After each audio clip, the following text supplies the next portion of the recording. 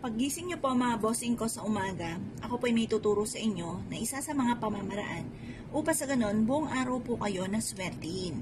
Kung napapasin po ninyo na parang napakailap ng swerte na kahit anong gawin po ninyong kayod ay sa wala't wala, mainam na subukan niyo po ito.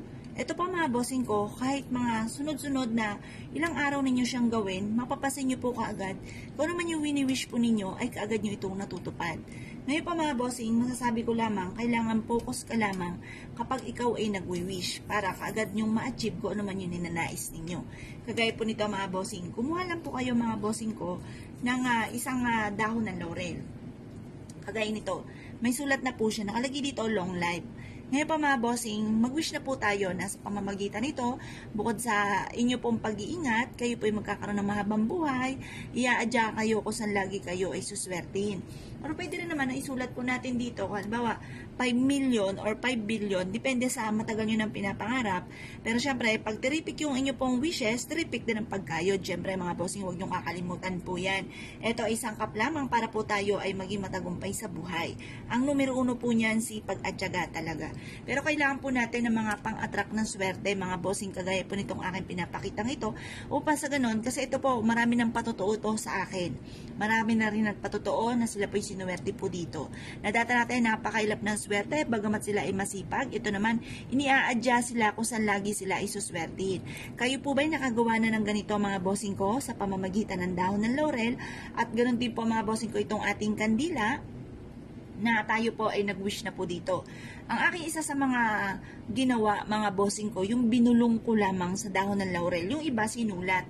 Kaya lang po, ang ating dahon ng laurel, kailangan hindi siya mabubutas. Kaya kapag nagsulat ka dito, malaki ang tsansa, lalo na, at tuyong-tuyo na ang dahon ng laurel, ito ay madudurog. Kaya kumbaga, i-wish nyo na lang mula sa inyo pong puso, ang lahat na nais ninyo na i-wish po mga bossing. At ito po ay mapapasin ninyo na lagi kang iaadya naman kung saan lagi kay suswertihin.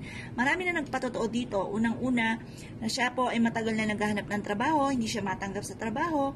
Tapos, kahit gaano kalaking kita po niya, laging ubos ng ubos ang pera, walang napupundar, at kinakapos pa sila. Ganon din po yung, sila po ay ang dami na napasok na negosyo, pero laging nalulugi sa kanilang negosyo. O kaya, ang tagal-tagal niya na tumataya, hindi pa rin siya nakakapanalo. Yung mga ganon mga bossing. Marami na nagpatotoo na sila po ay malaki daw po yung diferensya ng nangyari po sa kanilang buhay. Matapos sila itong gawin, dahil parang lagi silang iniaadya kung saan lagi naman sila ay suswertihin. At nire-recommend ako mga bossing ko na mainam na subukan nyo po itong gawin. Upang sa ganun, iadya ka naman kung saan lagi kayo ay suswertihin. Ito po inyo pong gagawin. Umarap ka sa may silangan, magbukas ka na ng kandila. Kasi ito pong kandilang ito ay bukas na siya. Kumbaga, may sindi na po siya. Kaya ang ginawa ko, sinindihan ko na lang. Pero kapag bago ang kandila po ninyo, ibubulong nyo muna ang inyong pong pangarap. Pagtapos, saka nyo po siya sisindihan. At saka nyo po siya itatayo ng maayos. Huwag po yung patumba-tumba kasi negative sa inyong patumba-tumba. Ngayon pa mga bossing, mag-wish ka po dito na magkaroon ako ng maraming pera. Siksik-liglig at umaapot, maraming blessing ang darating sa akin. Ngayong araw na ito ay magkakaroon ako ng malaking benta. Yayaman ako at magiging matagumpay sa buhay. Siksik-liglig at umaapaw at maraming blessing ang darating sa akin. Matutupad lahat ang aking mga pinapangarap, makakabayad ako sa aking mga pagkakautang, at siksik-liglig at umaapaw at maraming blessing ang darating. Basta paulit-ulitin nyo yung mga gusto nyo na maganap sa buhay po ninyo. Pagkatapos mga bossing, mas mainam na gumamit po kayo ng tweezer or kaya ay tiyan para hindi kayo mapaso. Kailangan maubos nyo po ang dahon ng laurel na papausok or pagsusunog mga bossing. Kung kayo po mga bossing ko ay naniniwala at nais po itong gawin, ay siya mga bossing, good luck po sa inyo po lahat.